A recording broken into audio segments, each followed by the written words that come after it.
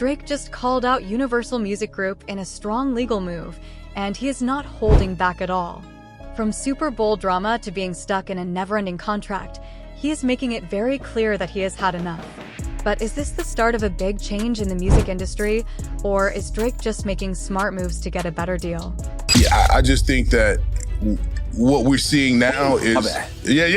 I ain't drinking a week. Hold on. What we're seeing now is the repercussions of stepping on somebody that you shouldn't have stepped to. Wow. You know what I'm saying? Like, they're not even in the same class. You know, in my opinion, Drake should have just put out a massive hit for the women and went on about his business. You know what I'm saying? Oh, you saying like after? After the first shot, you know what I'm saying? But pride is a mother, ego is a mother.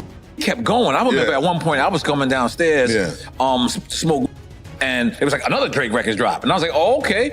And I felt at that point, at that time, I felt Drake was being the bully. This is before Kendrick had dropped anything. I think a lot of people forget that time. Remember when he just kept dropping? Yeah, I mean, they both did that back and forth. I was downstairs on my Chrysler 300 looked like a Bentley until a real Bentley rolled up. You know what I'm saying? And you see that. We all know Kendrick Lamar might have won the battle, but Drake is not giving up. He is trying to win the war, and now he is taking the fight to court. In his latest legal filing, Drake says Universal Music Group did something very unfair. He claims they pushed Kendrick Lamar's song Not Like Us in a way that hurt him. But that is not all. He also says they used fake streams to make the song look bigger than it really was. And here is where it gets even more serious. Drake believes Universal did this on purpose to make him look weaker before they talked about his new contract. In simple words, they wanted to make him seem less important so they could keep control over his money.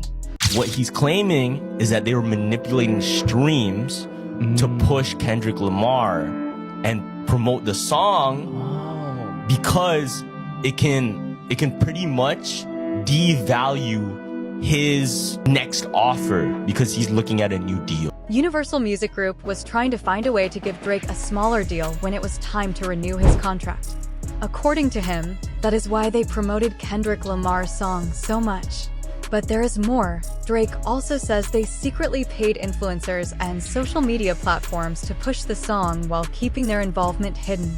And here is where things get even more surprising. Drake's lawsuit claims that Apple Siri was sending people who wanted to listen to his Certified Lover Boy album to Kendrick's Not Like Us instead. This is not just a random fan theory. Drake's lawsuit actually includes a report from Vibe magazine and a claim made by music journalist Jeremy H.C. Drake is taking this very seriously.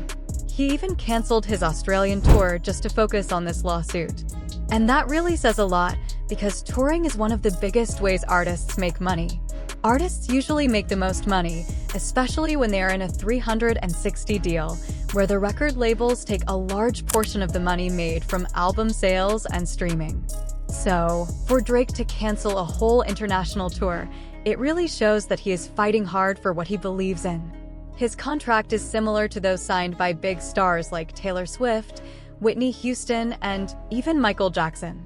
Like them, Drake is also in a 360 deal, where Universal Music Group takes a share of everything: album sales, tours, merchandise, brand deals, and even something like a toothpaste sponsorship, if that ever happens.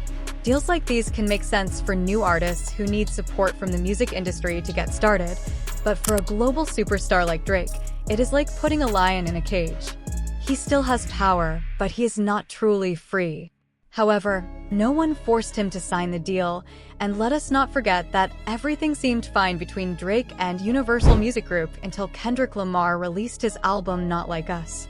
At first, people thought Drake might drop his lawsuit, and he did on January 14, 2025. But the very next day, he filed a federal lawsuit against them. Drake decided to take his complaints even further, not just going after Universal Music Group, but also targeting Spotify and iHeartRadio with the same accusations. Let us be honest, just like Lil Wayne, Drake already felt upset about losing the Super Bowl halftime show spot to Kendrick. But what really hurt was seeing Kendrick win big at the Grammys, taking home 5 awards, including Song of the Year for Not Like Us. As selected by 13,000 voting members, The Grammy goes to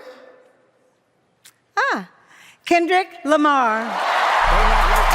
Not like us. To make things even worse, the internet went crazy with a theory that each award Kendrick won spelled out the word minor, which many people thought was a hint at Drake's rumored scandals.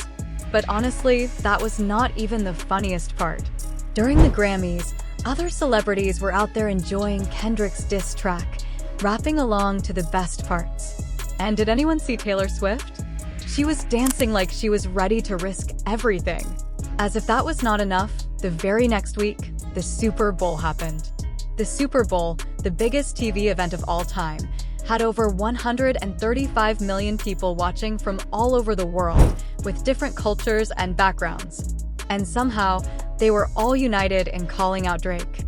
To make things even more intense, Serena Williams was up there walking while Kendrick performed and totally buried Drake on stage. At first, people thought Kendrick might back off from performing the song, especially after Drake filed a legal petition against Universal Music Group, hoping they would stop him.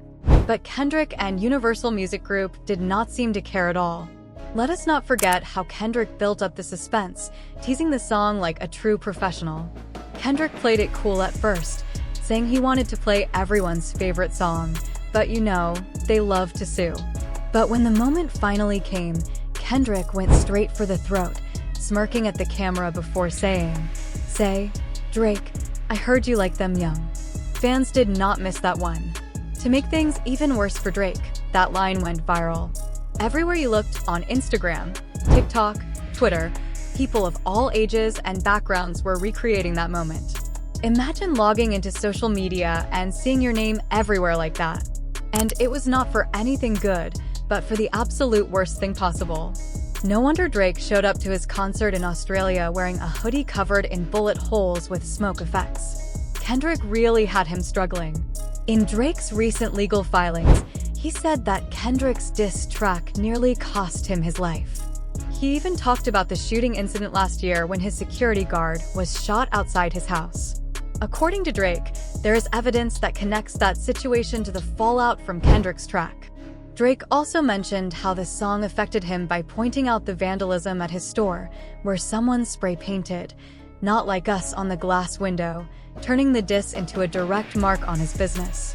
To be fair, people were being pretty messy about it, but Drake really fired back during his performance. He called out all the artists and producers who had enjoyed Kendrick's diss track at both the Grammys and the Super Bowl, naming them directly. However, for the few who stayed loyal to him, he made sure to thank them. But this is the same Drake who had been claiming he was unbothered, acting like nothing could shake him, and even saying he was perfectly fine, mind, body, and soul.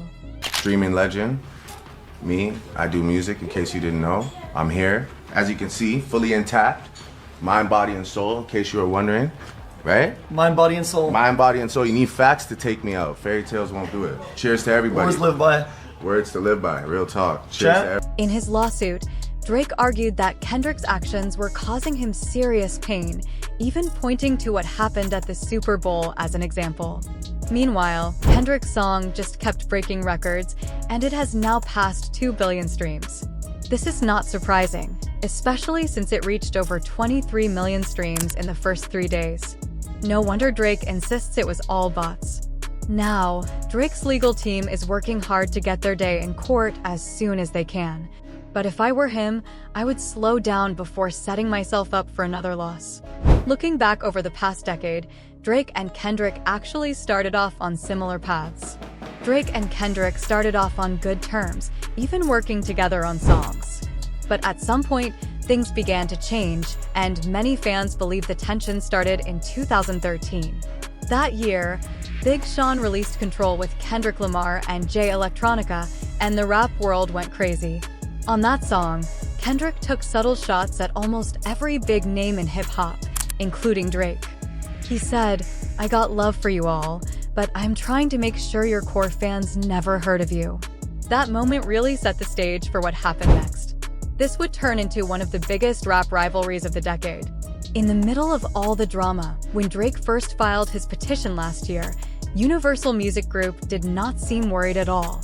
They quickly denied the claims, releasing a statement that said, "Not only are these claims false, but the idea that we would try to harm the reputation of any artist, especially Drake, is unreasonable.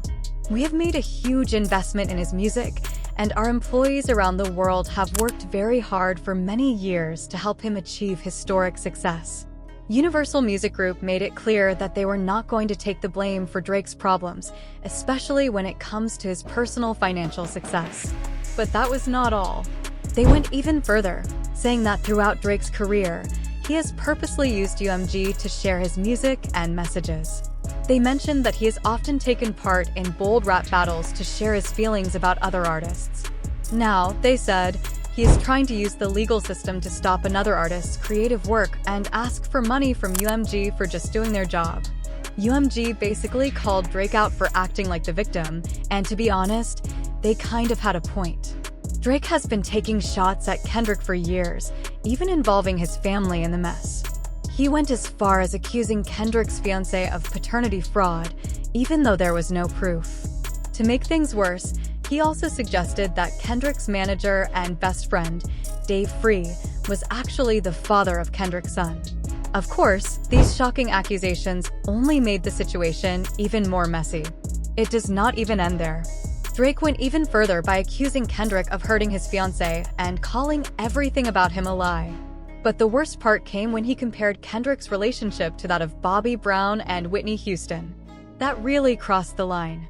Anyone who knows about Bobby and Whitney's relationship understands it was full of problems like substance abuse, domestic violence, and many warning signs. For Drake to make that comparison went way too far. Let's be honest, Drake started the mess first by trolling Kendrick's wife and kids. Kendrick was not going to let a diss aimed at his family go without a response. But Drake gave him something to work with, a rumor about a secret daughter, and Kendrick took the bait. After Not Like Us, Kendrick dropped Meet the Grahams, where he threw some serious shots at Drake. He rapped, "You lied about your son. You lied about your daughter, huh? You lied about those other kids out there hoping that you." In the third verse of the same song, Kendrick stood by his accusations, rapping, "Dear baby girl, I am sorry that your father is not active in your world. He does not commit much, but his music, yes, that is for sure. He is a narcissist, a misogynist, living inside his songs, trying to destroy families instead of taking care of his own. He should be teaching you time or watching Frozen with you, or at your 11th birthday, singing poems with you." The internet went wild with the story, and Drake quickly responded on his Instagram story. Drake posted on his Instagram, "Hold on, can someone find my hidden daughter and send her to me?" Then, to downplay the situation, he added, "These guys are in shambles." But before Drake could even drop a response diss track, Kendrick was already ahead with Not Like Us. Another thing that really got people talking about the song was the cover art, which showed a picture of Drake's Toronto mansion with several location markers on it. Drake quickly denied the accusations, saying they were false and harmful, but the internet did not believe him, especially when annulled. A clip from 2011 resurfaced, showing Drake on stage with a 16-year-old girl. Halfway through, he suddenly stopped and said he did not want to get into trouble. After asking the girl her age and realizing she was a minor, he gave a weak excuse, saying that her body did not look that age. He said, "What is your name? Where are you from?" Everybody make some noise for Tia from Denver. "You look very nice tonight, by the way. I like your hair, I like your hair. Stand right there, just give me a second. Going to get ready for you, because I have to be ready for you. I told you I like your hair, right? What is it?" "It smells fresh, like herbal essences." See, now you all have me getting carried away again. I get into trouble for things like this. How old are you? Oh, applause. But let's be real, what really upset Drake about Not Like Us was not just the accusations about him being into minors. It was the song's huge success. Drake thought of himself as the greatest, but Kendrick basically told him to stop playing, and that really hurt his pride. Since Drake could not sue Kendrick directly, he decided to go after UMG instead, which, by the way, is the parent company of. Kendrick's label made their point, but here is the thing. Drake knew his hands were not completely clean. As the saying goes, Anyone who seeks justice must come with clean hands. This is exactly what UMG said, arguing that the rap battle between Drake and Kendrick was just for fun and not meant to harm Drake. However, Drake's legal team did not believe this. They responded by saying that UMG was pretending to be a protector of artistic freedom, calling their actions just entertainment, but they argued that there is nothing entertaining about what was happening. Drake's legal team kept saying that they are sure the evidence they will present at trial, including everything they have already learned and continue to find out since they filed the lawsuit, will prove that UMG cared more about their own profits and executive bonuses than the well-being of the artists they signed. They argued that UMG failed to protect Drake's reputation, even though that was part of their job when he signed an exclusive contract with them. People have had different opinions about what is happening. In the whole Drake versus UMG situation, a lot of people are supporting Kendrick and calling Drake a colonizer for making such a weak move with this lawsuit. But Drake's supporters, especially those who do not like Kendrick, are looking at it differently. They say this lawsuit is not really about Kendrick, but about artists taking back control of their own power. They also argue that in today's world, artists do not need record labels the way they did in the past, and some even believe that UMG went against Drake. Kendrick, just like other big stars before him, has had problems with labels, similar to what Kanye and Tory Lanez went through when they tried to break free. But what do you think about the situation between Drake, Kendrick, and UMG? Do you believe Drake will stick with this lawsuit all the way to the end, or will he give up and end it soon? Share your thoughts in the comments, and do not forget to hit that subscribe button so you do not miss any more exciting celebrity gossip like this.